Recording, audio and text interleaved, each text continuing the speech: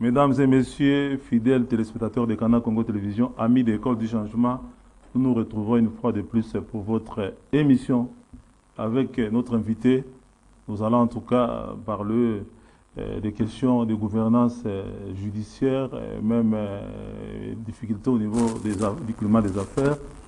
On va évoquer les dossiers en tout cas qui empoisonnent le climat au niveau de la banque Ecobank, où on nous apprend que 5 millions de dollars qui appartiendraient à la société Octavia de M. Pascal Beragi auraient été transférés à l'entreprise Astalia de Moïse Katumbi Chapwe.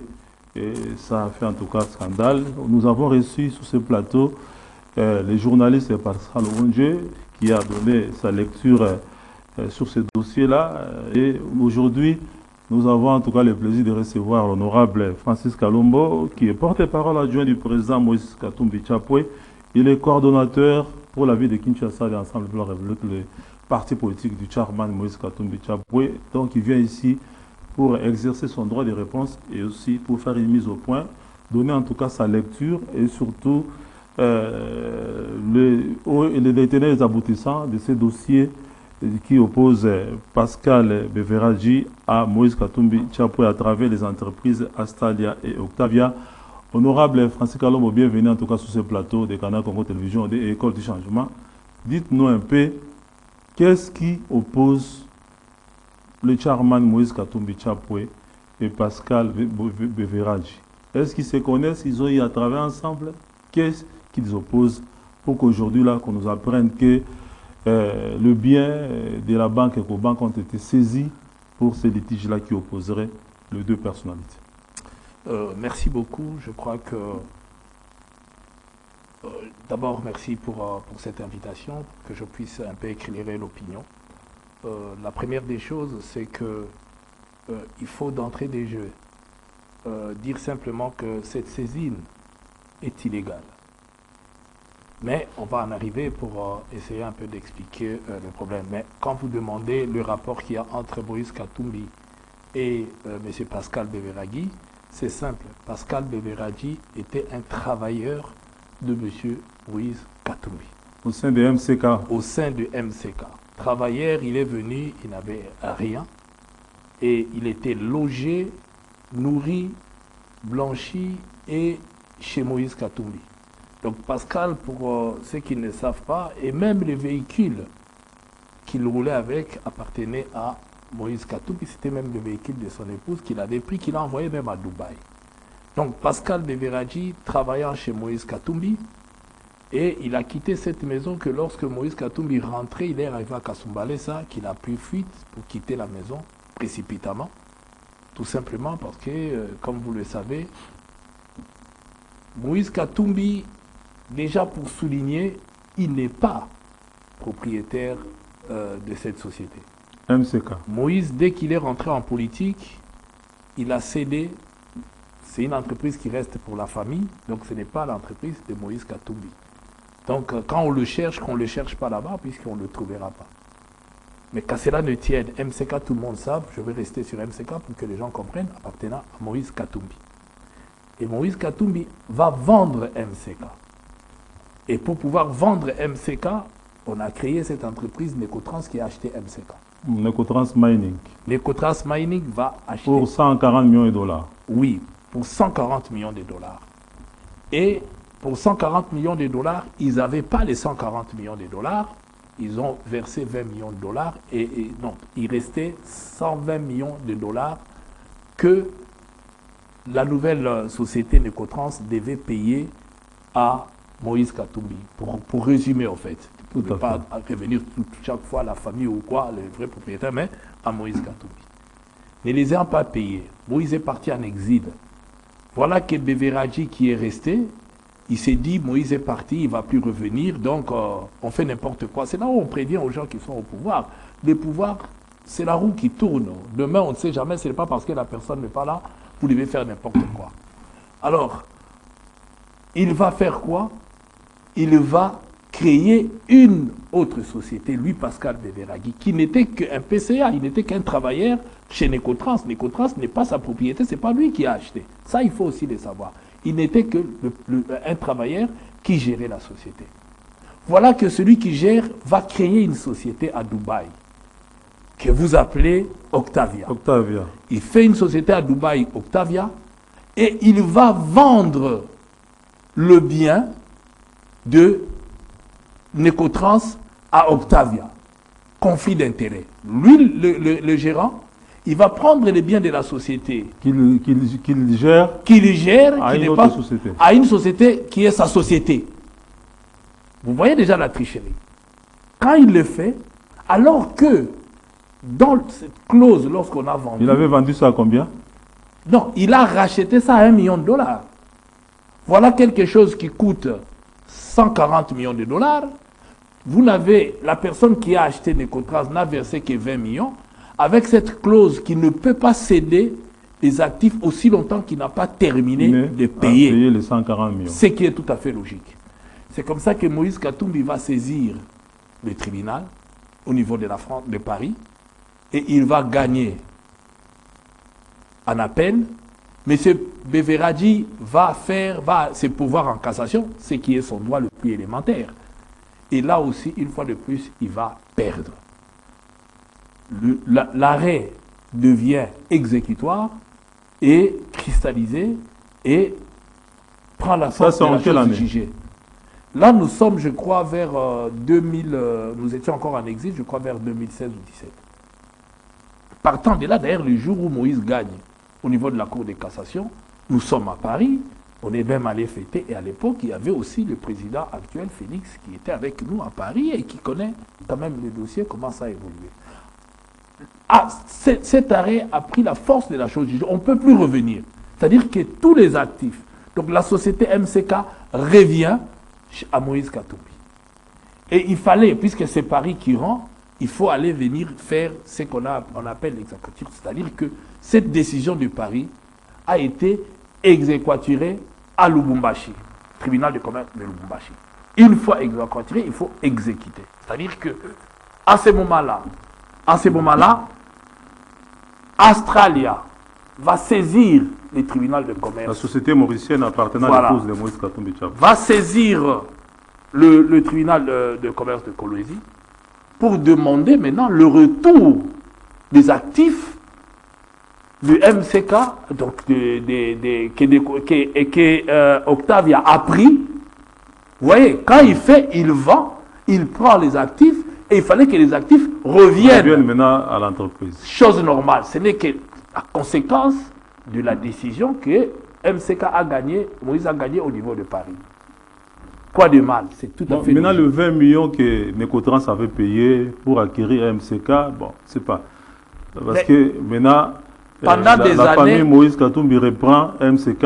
La décision, mais quand vous ne payez que même pas la moitié, et que vous avez travaillé, vous avez gagné beaucoup d'argent, là je vais vous dire combien ils ont pu gagner pendant ces années, en trichant, en faisant même des fausses factures, soi-disant on a payé, on transférait des 5 millions à Dubaï, soi-disant on a payé les avocats, vous avez vu vous-même l'avocat de cette société de l'époque, qui est passé à la télévision pour déclarer qu'il y a des fausses factures faites au nom de sa cliente qui ne reconnaissait pas, et la justice aujourd'hui est saisie quant à ça, nous attendons la suite. Maintenant, la suite est que on va encore une fois de plus condamner Octavia à payer des dommages et intérêts de hauteur de 70 millions de dollars. Et le retour, donc 2 décisions ont été prises, le retour de tous les actifs. Et chose faite, donc à ce moment-là, Octavia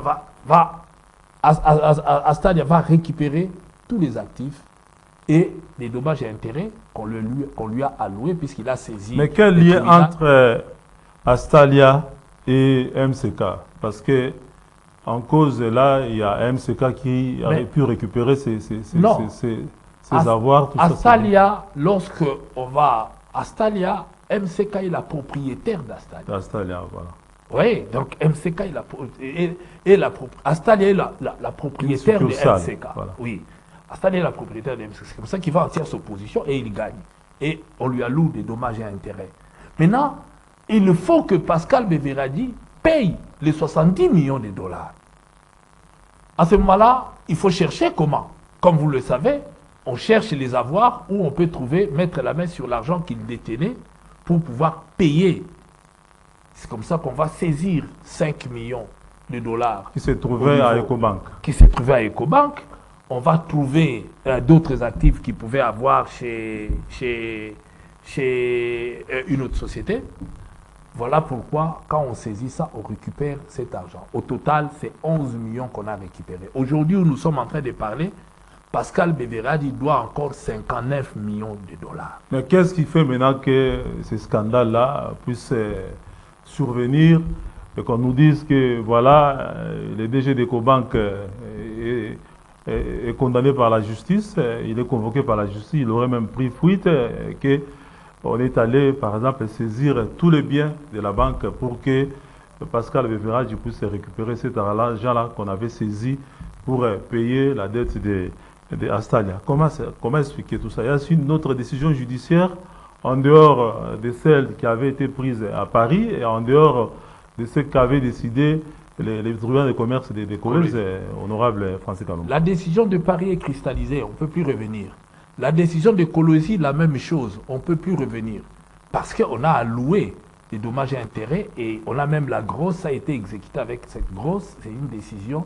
Et même si aujourd'hui, Beveradi peut faire appel, ça sera des appels tardifs et dilatoires qui l'aboutira. Et selon vos informations, ce qui est arrivé à Ecobank, c'est arrivé comment? Oui, sur base de quelle décision? C'est là où le président, c'est ce que le président de la République qualifie de la théâtralisation de la justice. Et il l'a dit en Conseil des ministres. Et il faut que ceux qui sont ses collaborateurs regardent, écoutent bien ce que veut le président de la République pour l'intérêt général. Parce que ce qui s'est passé, c'est scandaleux. Il y a ce qu'ils ont appelé une ordonnance de constat des titres exécutoires. On ne sait pas, ça tire... c'est quelle juridiction? C'est quelle juridiction ici? Tribunal de commerce de Kinshasa-Gombe, qui va prendre ça et par...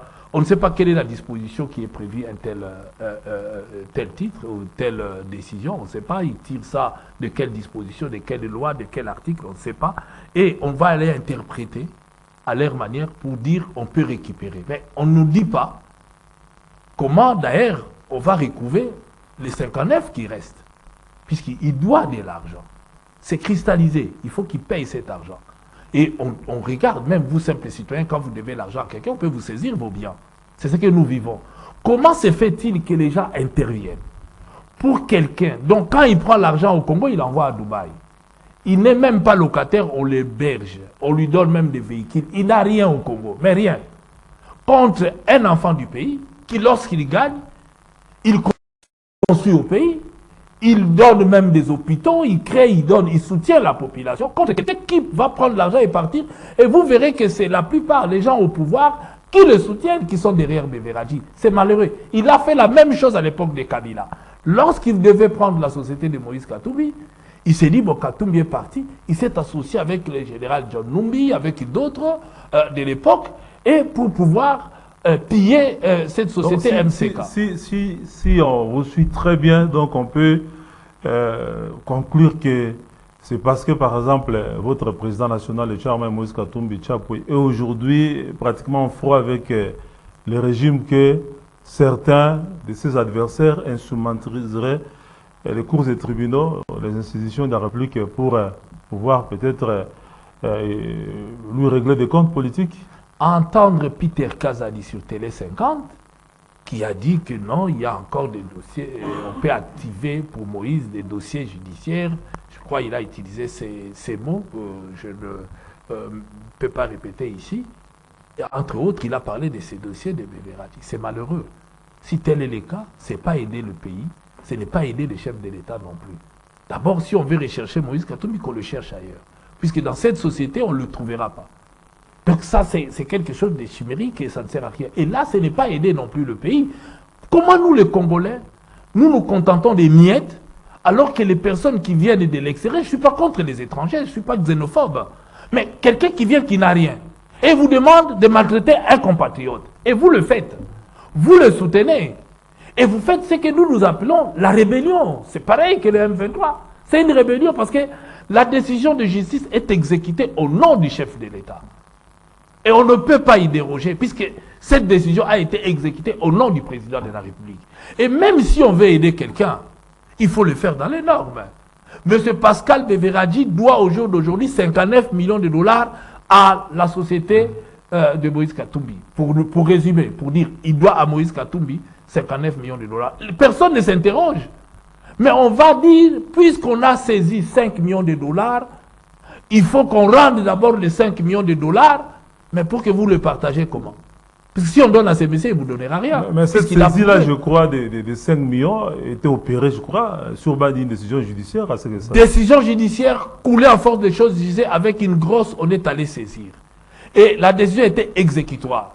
Par contre, c'est leur droit. Ils ont fait un recours, ils n'ont jamais eu ça. Maintenant, quand on va saisir encore le tribunal, qui donne une décision en disant qu'on lève la saisie. Mais on va lever la saisie que si la saisie était encore en cours. Mais là, c'était déjà exécuté. Consommé, l'exécution était déjà consommée, on ne pouvait plus revenir. Maintenant, voilà la banque qui a donné l'argent conformément à la loi, conformément à une décision judiciaire, coulée en force de choses jugées.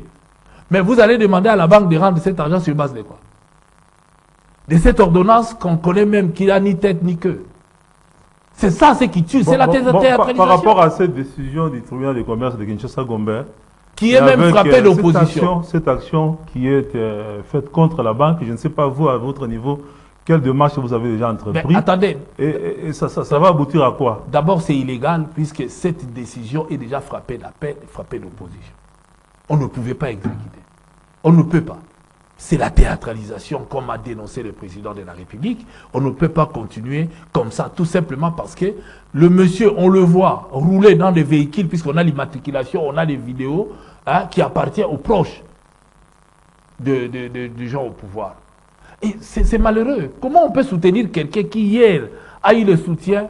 Il suffit de parler de Katumbi, mais tout le monde arrive, ils se disent, bon, on va neutraliser Katumbi. Mais non, ce n'est pas comme ça qu'on peut neutraliser quelqu'un.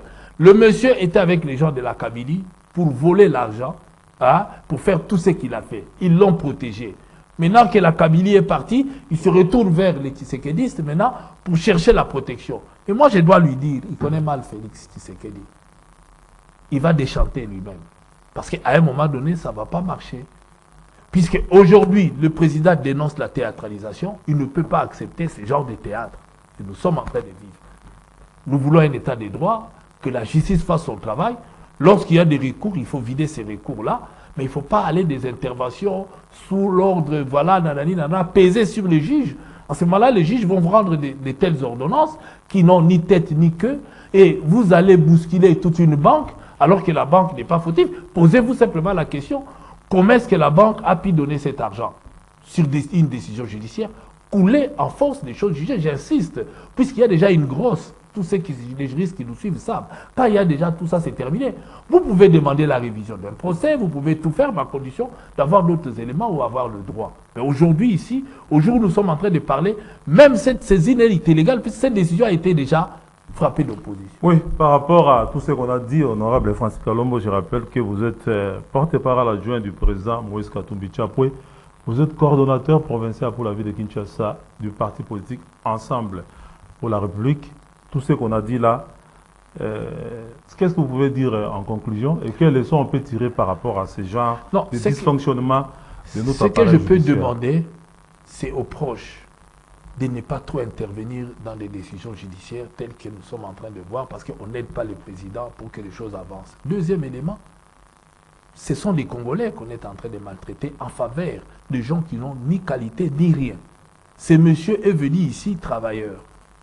Libre à lui, il peut gagner son argent. Parce qu'il travaille, il peut gagner.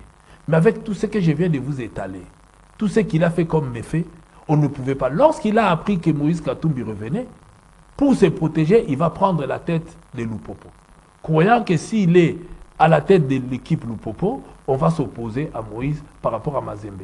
Lupopo, Mazembe, c'est une équipe des enfants d'une même famille. Il peut être en concurrence à ce qui concerne le football, mais c'est de la famille. Donc là, il ne faudrait même pas qu'on puisse y entrer. Maintenant, encore une fois de plus, il échoue là-bas. Ils ont compris, Lupopo a compris que c'était pour lui une protection pour s'accaparer du bien qui appartenait à la famille de Moïse Katumbi. Mais, parlons vrai. Aujourd'hui encore, on vient l'appuyer par des gens, quelqu'un qui n'a pas de droit. Et si vous voyez ce qu'il a fait à l'avocat, si vous voyez tout ce qu'il continue à faire, mais vous vous poserez la question. Comment ce monsieur arrive chez nous sans rien et on le protège? En ce moment-là, nous allons où? Et aujourd'hui, la justice, moi je veux que la justice fasse son travail. Nous encourageons, mais nous refusons lorsqu'on utilise la justice. Tel qu'a déclaré Peter Kazadi sur Télé 50, seulement pour une seule personne, vous voulez chambouler le système, chambouler beaucoup de choses. Je demande à mon frère Peter Kazadi, si tel est le cas, ce n'est pas la peine de continuer dans ce sens-là. Parce que ce genre de déclaration ne peut que fragiliser, ne peut qu'amener des soupçons qui n'ont pas leur place au jour d'aujourd'hui en République démocratique. Mais comment vous expliquez que votre président national, le Chairman Moïse Katumbi Tchapoué, qui était à l'époque très proche du président Kabila, à un certain moment, il devient l'homme à battre. Aujourd'hui, nous savons tous qu'il était très proche aussi du chef de l'État actuel. Et aujourd'hui, apparemment, dans certains états-majors politiques de l'Union sacrée, il est devenu aussi un homme à battre. Comment vous expliquez qu'il aille toujours mal à partir avec des gens avec qui il était très proche? Parce que Moïse... Et vous concluez ce dossier là-dessus. Oui, mais on va parce que le problème, c'est que Moïse est vrai. C'est un monsieur qui est vrai, qui est franc. D'ailleurs, le président Félix l'a dit à l'époque sur Top Congo, et sur un de vos confrères qui l'a interviewé sur Moïse Katumbi. Il l'a dit. C'est un monsieur qui est vrai, qui est franc, qui, lui, dit ce qu'il pense. Moïse a dit la vérité à Kabila. Qu'il ne fallait pas toucher à la Constitution, qu'il ne fallait pas ça. On a soupçonné parce qu'il a des ambitions présidentielles, qu'il est en train de faire ça. Il est devenu l'homme à battre. Aujourd'hui encore, c'est la même chose. On l'a appelé à l'union sacrée, nous sommes dans l'union sacrée. La différence, c'est que Moïse dit vrai, il dit ce qu'il pense, et il veut à ce que le Congo puisse avancer. Lui-même pose des actes. C'est sa popularité. C'est son franchise qui fait que, à chaque fois, il est mal compris par les gens qui sont au pouvoir, parce qu'ils pensent qu'à leur réélection, ils pensent à autre chose, au lieu de penser avant tout la population. Parce qu'il faut travailler pour la population, pour l'intérêt de la population, pour obtenir de la population la confiance. Mais est-ce que le problème, Francis Kalombo, ce n'est pas le fait que vous, au niveau d'Ensemble pour la République, vous vous comportez comme des opposants au sein de l'Union sacrée, et pourtant, vous êtes de la même famille politique que le chef de l'État? Mais le chef de l'État lui-même ne veut pas la pensée unique. C'est un démocrate, à moins que je me trompe. Si nous opposons à quoi d'abord? C'est aux choses dont la population... Vous êtes très critique dans vos prises de position. Mais attendez, lorsqu'on prend des décisions, par exemple en ce qui concerne les rames, où tout le monde a ramé ici, personne a râlé, personne n'en voulait, et que nous disons qu'on n'est pas d'accord avec ça, quoi de mal? C'est pour qu'on corrige. Maintenant qu'on a corrigé, nous disons bravo. Bravo. C'est ça le problème. Parce qu'à chaque fois, nous sommes là pour alerter. Nous posons des actes. Nous sommes sur le terrain. Nous posons des actes. Nous disons qu'il y a trop de... la justice ne marchait pas. Il a fallu que... Maintenant, quand le président de la République lui-même critique la théâtralisation de la justice, lui-même le président, qui est le chef de l'Union sacrée, vous allez dire quoi? Donc, lui, là, le monopole, il n'y a que lui qui peut, pas les autres membres de l'Union sacrée. Non, parce qu'il a constaté, Moïse Katumbi, il constate, il est dit. Les autres ne sont que des hypocrites.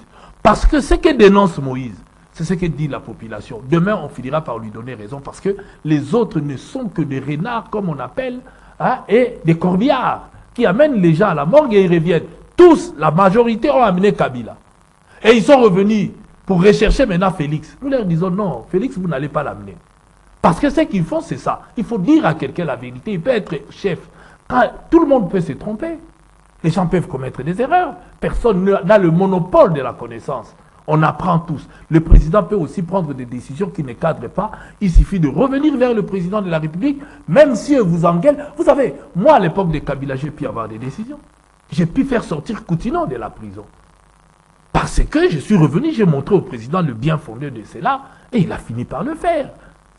On a pu obtenir, je crois que le bishop Kankeza l'a dit, pour que les églises de réveil existent aujourd'hui, on a dû aussi négocier, peser, parce qu'il faut convaincre au président, lui montrer le bien fondé de ce que nous sommes en train de faire. Nous sommes vrais, nous sommes francs. Nous pensons que si le président veut être réélu en 2023, il doit s'approcher de la population, être à l'écoute de la population et satisfaire la population. Mais lorsqu'on fait des choses qui ne cadrent pas, surtout sans nous associer, et que nous apprenons, nous dénonçons. On ne va pas nous arrêter. Parce que c'est ça qui peut faire avancer les choses. Il ne faut pas mal les prendre. Penser que nous sommes des opposants, non. C'est dans la maison qu'il faut d'ailleurs que cela existe pour ne pas donner la possibilité à l'opposition de le faire. Nous le disons parce que tout le monde voit. Et lorsque la situation ne va pas, il faut le dire. Mais la différence entre Moïse Katumbi, c'est que Moïse pose aussi des actes pour assouplir tant soit peu la souffrance de la population. Il le fait matin, midi et soir, et au-delà même de ce que les gens peuvent penser, pour lui donner comme des ambitions. Ouais, le problème aussi, c'est le fait que vous dites, vous répétez à longueur des journées que vous n'allez pas partager le bilan de la gestion actuelle du pays. C'est ça aussi le problème. Mais est-ce que vous êtes de l'Union sacrée et vous n'êtes pas solidaire dans ces bilans-là. Mais est-ce que quand Moïse a commencé à parler de ces histoires de bilans, je vais expliquer ça une fois pour toutes, je pense que personne ne peut encore revenir. Est-ce que quand on parle du bilan passé, on parle du bilan de Mende? Est-ce qu'on parle du bilan de Bahati Lukwebo? On parle du bilan de Kabila. Or, il a géré avec ces gens-là. Ils étaient avec les Kabilistes, ils étaient avec eux. Mais quand ils sont ressortis, les premiers allaient critiquer Kabila chez Félix. Voilà, lui. C'est les premiers. Ils étaient avec eux. Les gens du FCC, les caciques du FCC sont majoritaires aujourd'hui dans l'Union sacrée. Et c'est les mêmes personnes que lui a décrié, qu'on a décrié à l'époque. Mais on parle de bilan de Kabila, on ne parle pas de bilan de qui que ce soit. Aujourd'hui, le programme de 146 territoires, c'est le programme de qui? Ce n'est pas le programme du président de la République. Si cela a réussi, on va dire quoi? Le programme du président a réussi, le président, bravo. Mais on va oublier que même la sentinelle a veillé à ce que ce programme puisse évoluer. Lorsqu'on dit que Moïse Katumbi a géré bien les Katanga, mais Moïse n'était pas seul. Il avait des ministres, il avait tout le monde à ses côtés, des conseillers. Mais est-ce qu'on en parle? On parle de Moïse. Et lorsque les choses vont mal, 32 ans de Mobutu, on parle de qui? On parle toujours de Mobutu, qu'il a mal géré le pays pendant... Est-ce qu'on cite les noms des ministres? Les autres sont encore là, les vrais Mobutistes. Non, il ne faut pas tromper les présidents. En partageant les bilans, vous pensez que la population là est si bête que ça? Ils ne savent pas qui dirige le Congo? Qui préside le conseil des ministres? Nous devons aider le président en lui disant, et Moïse l'a dit lorsqu'il était encore l'accord FCC cash. Moïse va dire à un de vos confrères, certes, presse étrangère, pour lui dire que je demande au président de la République de faire très attention, puisque le bilan, ça ne sera pas le bilan du FCC cash, ça sera le bilan de lui, parce que c'est lui qui est le président de la République. Il ne l'avait pas caché. Qu'est-ce qui a changé aujourd'hui pour qu'on vienne dire que c'est le bilan de Moïse? Est-ce que c'est Moïse qui préside le conseil des ministres? Est-ce que les décisions qu'ils prennent, c'est Moïse qui les prend? Est-ce que Moïse a donné des éléments auprès du président de la République? Et avec instruction, ils doivent respecter le président et faire ce que le président leur demande de faire pour l'intérêt général. C'est ça l'ordre qu'on leur a donné. Il n'y en avait pas 32. Ils sont là pour travailler derrière la vision du chef de l'État et respecter ce que le président leur demande de faire. Et s'ils n'agissent pas bien, le président a le devoir et le pouvoir de les sanctionner.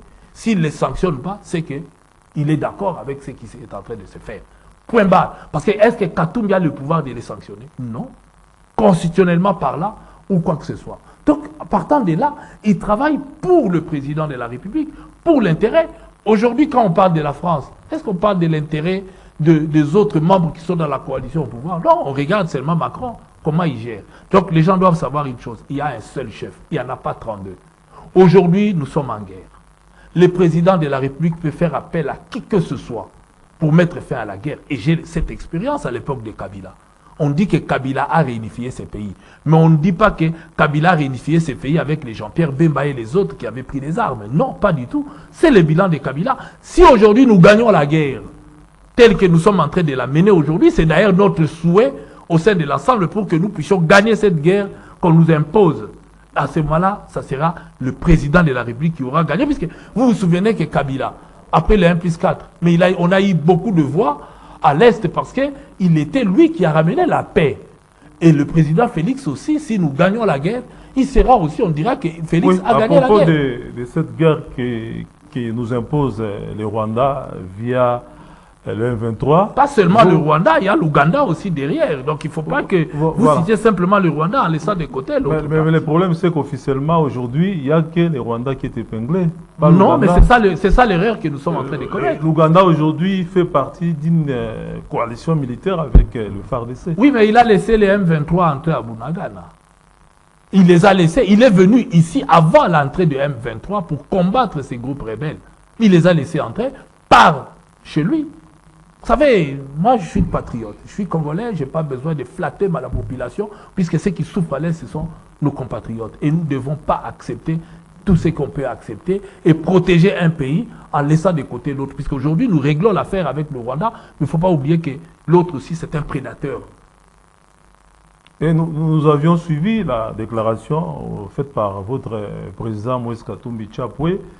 Et bien sûr qu'il soutient, il répond favorablement à l'appel du chef de l'État, à la mobilisation générale, à ce qu'on puisse se taire des divergences, tout ça, mais il pose aussi des préalables.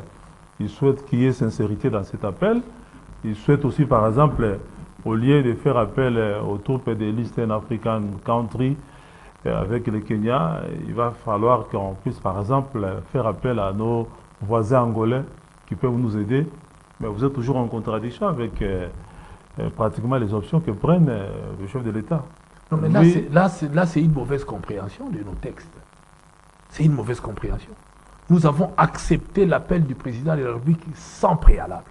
D'abord, je tiens à corriger. Il n'y a pas de préalable. Et on a même dit, à chaque fois qu'il aura besoin de nous, en ce qui concerne la République démocratique du Congo, on dira présent. À chaque fois. Ça, il faut le retenir. Et ça, il n'y a pas de préalable. Sauf que, nous disons ceci. Pour obtenir la paix durable, nous avons fait des propositions. Nous ne sommes pas des enfants. Moïse a un parti politique. Et c'est au sein du parti, le communiqué là n'est pas l'émanation de Moïse Katumbi seul. On y a travaillé, le membre du parti, c'est une décision du parti. C'est lui, le numéro 1 du parti. Mais on n'a pas posé de préalables. On a donné des conseils, on a donné des pistes, des solutions. Et qui sont des pistes. Vous savez, quand vous regardez l'histoire du pays, on ne parle pas que du président Félix. Le M23, c'est quoi? Les revendications, c'est-à-dire que vous n'avez pas respecté les accords avec la CNDP, ce mouvement qui avait vu le jour CNDP. On signe avec eux. Vous n'avez pas respecté, et bien voilà, le M23 arrive en réclamant les accords du 23. C'est ça la réalité. Alors quand nous disons que, voilà, il nous faut ça, nous devons respecter les accords que nous pouvons prendre. Ça, ce sont les conséquences. Si nous respectons tout, si nous luttons, nous mettons... D'abord, la première des choses, on a dit qu'il faut qu'on fasse un bloc, qu'on soit ensemble, qu'on soutienne notre armée et l'appel du président de la République, pour qu'on fasse un bloc. Mais pour que la paix puisse être durable, nous devons faire ça. Mais quand vous parlez du respect des accords, par exemple, les accords qui avaient été signés à l'époque du régime Joseph Kabila avec l'M23, qui prévoit par exemple le mixage, qu'on puisse intégrer ces rebelles au sein des forces de sécurité et de l'armée. Je pense que est-ce qu'on peut vraiment par exemple appliquer un tel accord parce que nous allons refaire la même chose. Aujourd'hui, si tout le monde se plaint que notre armée est infiltrée, nos services de sécurité sont infiltrés, c'est à cause de ces mixages et de cette intégration des forces rebelles, à ce moment-là, dont certains ont même une nationalité douteuse. Oui, mais à ce moment-là, vous donnez raison à Moïse Katumbi. Il ne faut jamais signer de tels accords que vous savez à l'avance que vous n'allez pas les mettre en application. C'est ça le vrai problème. On est vu comment à travers le monde. Parce que quand vous arrivez devant les autres pays, ils vous brandissent. Voilà, vous avez signé ça. Le Congo s'est engagé, respectez vos engagements. C'est ça la faiblesse que nous avons. Donc vous donnez raison à Moïse Katumbi lorsque nous disons, quand nous signons des accords, il faut les respecter. Il faut être des hommes de parole. Je ne dis pas que les accords ont été signés sous le président Félix Tshisekedi. Même si on nous dit que voilà, il y a d'autres accords aussi qui ont été signés. Mais nous répétons, lorsque nous voulons signer des accords, il faut bien consulter et être sûr de respecter ce que nous signons. Il ne faut pas signer des choses... Mais l'actuel régime a sûrement raison de refuser de faire appliquer de tels accords. Mais attendez, qui lui donne tort? Personne. Nous disons simplement qu'on l'alerte, lui d'ailleurs, pour qu'il sache qu'il ne faut pas aller signer ce que vous n'allez pas respecter. Puisque les autres ont fait, ils ne l'ont pas respecté. Voilà pourquoi là où cela nous a amenés. Et je crois qu'Ensemble pour la République félicite le chef de l'État quand il dit que nous n'allons pas en tout cas négocier avec les 23 qui sont estampillés mouvements terroristes. Vous savez, moi j'ai eu l'avantage de participer à presque toutes les rencontres pour ramener la paix en République démocratique du Congo pendant la période de crise. Et là où moi, ce que je faisais souvent était capital. C'est les à côté, voir ce qui s'est passé à côté. Il ne faut jamais dire jamais. Il ne faut jamais dire jamais. Vaut mieux négocier quand on est debout que d'être à genoux. Il y a un moment, nous étions debout. On est allé même à Nairobi commencer les négociations, hein, et à un moment donné, ça a dégénéré. Parce que nous n'étudions pas nos adversaires. On croyait que le Rwanda, tout comme l'Ouganda, était de bonne foi. Alors que non, ce sont des prédateurs pour notre pays. Et nous devons faire très attention par rapport à cela. Sinon, c'est la confusion. Maintenant, nous ne sommes pas là pour indexer les communautés qui sont en République démocratique du Congo. Ça, pas du tout. Les gens choisissent. Ils ne choisissent pas là où ils naissent ou quoi que ce soit. Et ils sont là. On peut travailler avec qui que ce soit. Sauf que nous refuserons la domination de n'importe quelle communauté par rapport à l'autre communauté, puisque nous devons vivre paisiblement et dans une démocratie où chacun doit faire un effort. Nous voyons aujourd'hui pour la première fois un Premier ministre d'origine indienne devenir Premier ministre en Grande-Bretagne. Donc, Obama, un Mouswahili, hein, du Kenya, est devenu président des États-Unis, non pas par tricherie ou par quoi. Mais le problème pour certains voisins qui, par exemple, ont la nationalité congolaise, c'est qu'ils jouent en tout cas une double allégeance. Ils sont congolais la journée, mais la nuit, ils deviennent autre chose. C'est pas ça aussi le problème. On n'a pas vu, par exemple, Obama travailler pour le Kenya contre les États-Unis. Non, la différence, c'est qu'Obama n'a jamais caché ses origines. Obama est descendu, avant même la campagne électorale, rendre visite à sa grand-mère dans son village d'origine. Donc voilà, donc il faut être libre, mais il travaille pour son pays, pour les États-Unis. Il peut favoriser là où il a des cousins, des frères et sœurs, ça pose aucun problème. Personne, on est toujours de quelque part. Donc on a toujours un sentiment. Lorsque moi je rentre au village là où ont grandi mes parents, j'ai toujours un autre sentiment, je me sens chez moi et je suis heureux d'ailleurs d'y aller. Donc ici, nous condamnons, nous ne sommes pas là pour ça. Mais je dis simplement que ce que nous disons, c'est que le président de la République doit se sentir soutenu par tous les Congolais. Derrière lui, ce n'est plus le moment puisque le pays est déjà déchiré. Ce que nous devons faire, qu'il ne doit pas signer, c'est que nous savons d'avance que nous n'allons pas appliquer. Tout simplement parce que nous sommes en position de faiblesse, soi-disant. Vaut mieux qu'on puisse se battre jusqu'au bout, plutôt que d'accepter l'inacceptable. C'est quoi l'inacceptable? C'est ce que vous qualifiez d'infiltration. Moi, je crois que j'ai eu quand même la chance de participer dans des négociations. On est en train de conclure. Oui, mais j'ai vu la première liste envoyée par les gens du RCD pour des nominations des généraux et tout ça à l'époque de Kabila. Kabila l'a rejeté. Il a trouvé que sur cette liste, il y avait beaucoup d'infiltrés. Beaucoup de gens qui ne pouvaient pas accepter. On avait un avantage, Kabila connaissait bien le Rwandais. Donc ici, nous devons savoir une chose. Cette tentative d'infiltration sera toujours là. Mais il faut que nous, les Congolais, nous puissions faire bloc. Et il faut avoir une intelligence derrière pour savoir comment nous devons faire pour nous sortir de là où on nous a mis aujourd'hui.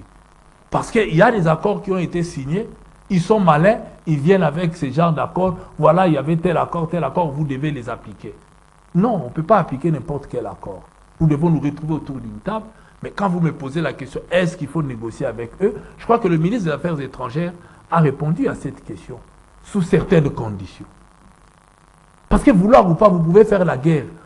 La Russie est en train de faire la guerre avec l'Ukraine. Mais ils négocient tous les jours ici. Ils négocient tous les jours ici. Parce que vous pouvez faire la guerre n'importe comment, vous finirez toujours autour d'une table. Et voilà pourquoi même la Deuxième Guerre mondiale, l'Allemagne s'est retrouvée autour d'une table pour mettre fin à la hostilité. Donc, ici, moi, je pense qu'il ne faut jamais fermer les portes. Parce que vous allez crier en longueur de la journée, mais il faut savoir une chose. On a vu le ministre des Affaires étrangères avec le ministre des Affaires étrangères rwandais se saluer. À ce moment-là, il faut dire au ministre, pour montrer notre hostilité, il ne faut même pas lui dire bonjour. Il ne faut même pas vous prendre en photo avec lui. Et ça, je pense que... Moi, j'ai vu la photo prise entre Gekoko lorsqu'une délégation rwandaise arrivait à l'aéroport, lui qui devait aller recevoir les officiels, mais il a fermé sa figure pour ne pas montrer que ces gens, je suis en parfaite communion avec eux. Donc, il y a des gestes qui peuvent ne pas... Ça peut ne pas diplomatiquement plaire aux uns ou aux autres, mais c'est le moment pour nous, Congolais, montrer que nous sommes contre. Oui, par rapport à tout ce qu'on a dit là, votre mot de conclusion, comme ça, en tout cas, nous bouclons. Non, je pense que mot de conclusion simplement, c'est qu'au jour d'aujourd'hui, nous avons répondu à l'appel du chef de l'État. Nous devons taire nos divisions. Nous devons regarder dans l'unique direction. C'est nos frères de l'Est. Et ils ont aussi besoin de la solidarité. Il y a des gens qui ont des déplacés, qui ont faim, qui souffrent de maladies, de tout le monde. Et nous devons avoir notre pensée vers eux. Faisons tout pour que rapidement, nous puissions mettre fin à cette guerre qu'on nous a imposée. Et l'armée est là, nous devons soutenir l'armée, nous devons soutenir la population. Et nous attendons, nous sommes derrière, nous appuyons, mais essayons un peu de mettre nos politiciennes à côté et essayons de regarder dans la même direction, puisque le temps de la campagne viendra, le temps de faire la politique politicienne viendra, mais pour l'instant, nous devons bouter dehors l'ennemi. Et nous attendons le mot d'ordre de numéro 1 du pays pour que nous puissions avancer et voir comment nous pouvons aller.